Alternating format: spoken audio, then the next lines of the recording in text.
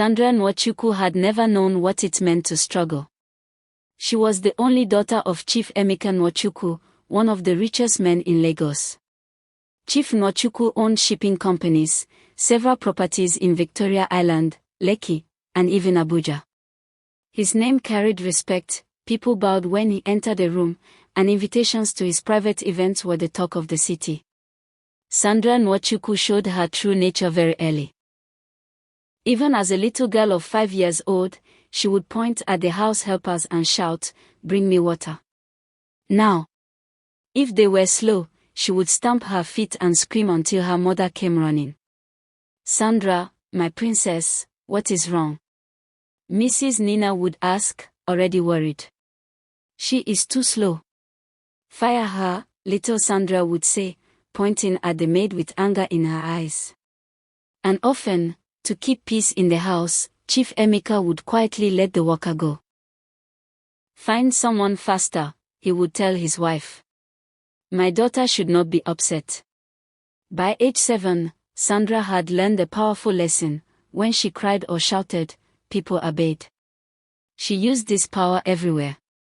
At her expensive private school in Victoria Island, she would tell other children, "Give me your snacks or I will tell my father to remove you from this school." The children, knowing who her father was, would hand over their food with shaking hands. Teachers tried to correct her. "Sandra, you must be kind to others," they would say gently. But Sandra would look at them with cold eyes and reply, "My father pays your salary. You work for me." Even at 7 years old, she understood power. One teacher, Mrs. Okonkwo, tried to punish Sandra for pushing another girl. She made Sandra sit in the corner. Within 2 hours, Chief Emeka's driver arrived at the school with a message: "Chief Emeka requests a meeting with the principal." By the next week, Mrs. Okonkwo was transferred to another school. Sandra smiled when she heard the news. She had won again. By age 13, Sandra had perfected the art of commanding people. She had 3 personal maids at home, and she treated them like slaves. "You," she would snap her fingers at Amora, the youngest maid. "My room is dirty. Clean it again. And this time, do it properly or I will make sure my father sends you back to the village." Amora would bow her head. "Yes, Ma. Sorry, Ma." Sandra would watch with satisfaction as Amora scrubbed the already clean floor on her hands and knees. Power felt good. At family gatherings, even her father's business partners noticed Sandra's behavior. During one party at the mansion, Sandra walked up to a group of adults and interrupted their conversation. "Uncle Chidi," she said to one of her father's oldest friends, "Your son is boring. Tell him to stop talking to me at school." Chief Chidi laughed nervously. "Sandra, that is not a nice thing to say." Sandra shrugged.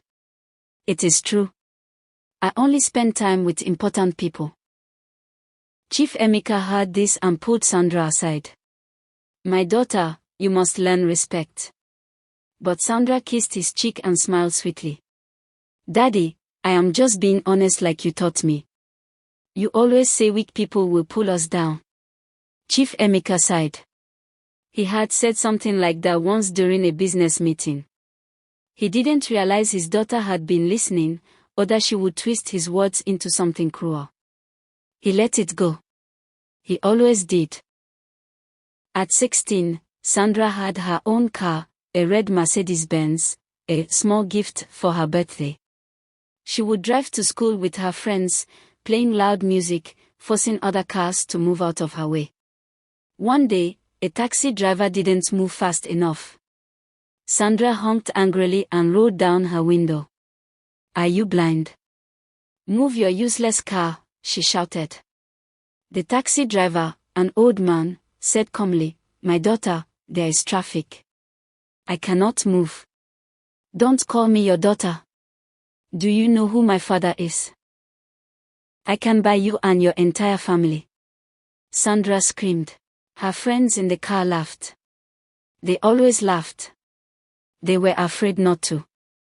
Sandra had learned to keep friends close by giving them gifts and taking them to expensive places. But she also kept them afraid. If anyone disagreed with her, she would cut them off immediately. "You are no longer invited to my parties," she would say coldly. And in their social circle, being cut off by Sandra meant social death. She commanded her friends like soldiers. "Turned, go buy me ice cream from that shop. Chioma, tell that boy I am not interested in him. Ngozi, carry my bag. I'm tired." And they all obeyed. Even her parents struggled to control her. One evening, Mrs. Nine tried to talk to her daughter. "Sandra, people are talking. They say you are too proud, too rude." Sandra was painting her nails, not even looking up. "Let them talk, mommy. They are just jealous." But Sandra, a good woman, must be humble, respectful. "Mommy, please. That is old-fashioned thinking. This is the 21st century. I am a boss. I don't bow to anyone." Mrs. Nina felt tears in her eyes, but she said nothing more. She had lost control of her daughter long ago. At 18, Sandra told her father she wanted to start a business. "Daddy, I want to be independent like you. Give me money to invest." Chief Emeka was proud. Finally, his daughter was showing interest in business. He gave her 50 million naira. "Use it wisely," he said. Sandra smiled. "Of course, Daddy." But Sandra had no intention of building a real business. She used the money to fund her lifestyle, designer bags from Dubai, trips to Paris, parties every weekend. When the money ran out, she simply asked for more. "Daddy, the business needs more capital," she would say, showing fake documents she had paid someone to create. Chief Emeka, busy with his own companies, didn't check carefully. He sent more money. And Sandra spent it all. When her father's accountant started asking questions, Sandra turned on her charm. Her parents, Chief Emeka and Mrs. Nwachukwu, were proud of her at first, indulging her every whim. But Sandra's requests slowly became demands, and her demands slowly became manipulations. She had learned to convince anyone that what she wanted was always right. Her life was a continuous party. She would drive her car through the streets of Lekki, windows down, music blasting, waving at friends as though she ruled the city. Social media was her stage. Every weekend, she would host extravagant gatherings at the family mansion, inviting the rich and famous, celebrities, politicians' children, Instagram influencers. They would arrive in private jets, helicopters, and luxury cars. The parties lasted hours, sometimes even 2 days. But behind the glitter, there was a darker side to Sandra. She had learned to borrow money for her lifestyle. At first, it was small amounts. A few million naira here, a few million there, all justified in her mind because she believed she would pay it back someday. But the sums grew bigger, and her sense of caution disappeared entirely. She started taking risks that even her father, who built his empire through calculated decisions, would never have dared. She also started influencing her father's business decisions. Sometimes Chief Emeka trusted her advice, thinking she was clever. Sometimes, he simply ignored her and she made moves behind his back. She created small companies under her name, claiming they were independent investments, but she secretly funneled money from the family accounts to fund them. The first public sign of trouble was small. Some investors noticed irregularities, but Sandra laughed it off. She could charm anyone with her smile. "It's all a misunderstanding," she would say. And often, people believed her. Until one day, the small problems became big problems. It happened after Sandra threw what she called her big birthday party in Lekki. The party was not just lavish, it was legendary. There were dancers, DJs, fireworks, imported drinks, and a live band flown in from South Africa. Instagram influencers came, celebrities came, and the mansion looked like a palace in a dream. Even at her own party, Sandra commanded everyone like servants. "You! The drinks are not cold enough. Fix it now," she shouted at the caterers. "Photographer! Take my picture from this angle only. Don't waste my time with bad shots." Her friends watched nervously. Some whispered, "Sandra is too much," but only when she couldn't hear. But while Sandra was celebrating, her schemes were unraveling quietly. One of the investors she had defrauded decided enough was enough. They contacted the authorities and brought evidence, bank statements, emails, documents, all tracing millions of naira directly to Sandra's secret accounts. At first, she laughed. "It's just politics. People are jealous," she told her friends, sipping champagne as if nothing could touch her. But the lawyers, the police, and eventually journalists began showing up. Within days, her face was everywhere in the papers. Sandra Nwachukwu implicated in multi-million naira fraud. The mansion that had been full of music, laughter, and glamour suddenly felt heavy. Guards at the gate were tense. Staff whispered in corners. Friends avoided visiting, afraid of being dragged into scandal. Chief Emeka Nwachukwu spent sleepless nights trying to salvage the family name, meeting lawyers and accountants, while Mrs. Nina Nwachukwu cried quietly in her room, humiliated and worried. Sandra refused to be afraid. She still believed that beauty and charm could save her. She went on TV interviews, wearing her designer outfits, her hair perfect, claiming she had done nothing wrong. "I am an innovator," she said. "People just don't understand my ideas." But the evidence was overwhelming. Even in court, Sandra tried to command respect. She would walk in wearing expensive clothes, looking at the judge as if he was beneath her.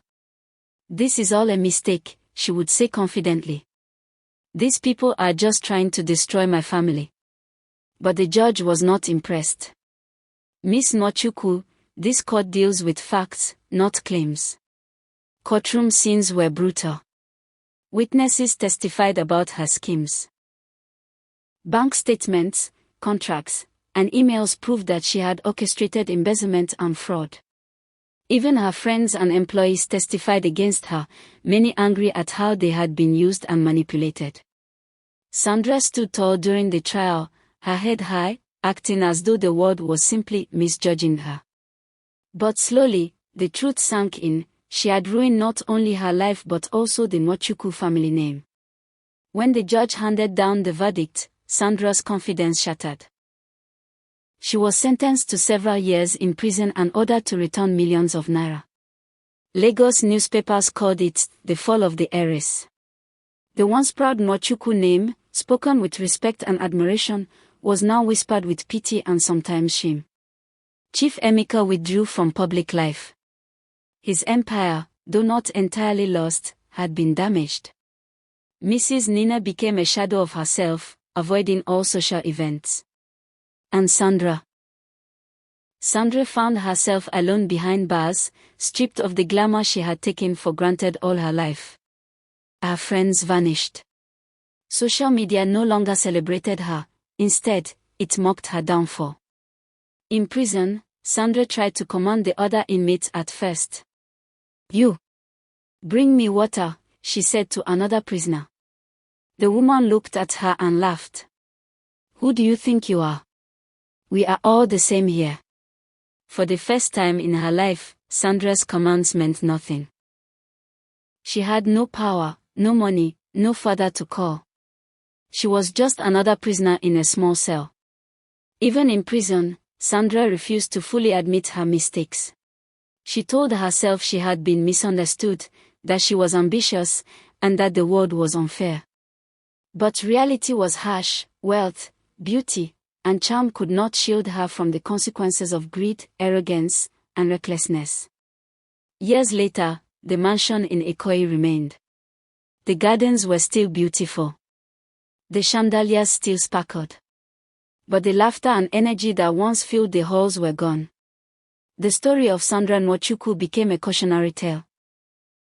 A lesson about pride, entitlement, and the cost of a spoiled life.